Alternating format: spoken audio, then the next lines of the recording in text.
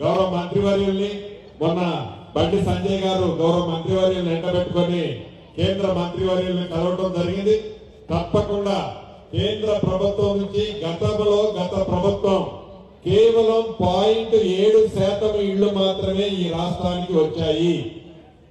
కేంద్రం నుంచి ఆనాడు రాష్ట్ర ప్రభుత్వం నుంచి ద్వారా కేంద్ర ప్రభుత్వం నుంచి రావాల్సిన దాంట్లో కేవలం 0.7% వచ్చాయి. యథార్థంగా మనకి రావాల్సింది 8%. అంటే ఆనాటి ప్రభుత్వం, ఇది విమర్శ కాదు, మనకు రావాల్సిన దాంట్లో తెచ్చుకోవాల్సిన దాంట్లో మనం తెచ్చుకోలేకపోయామన్నది ముమ్మాటికి నిజం.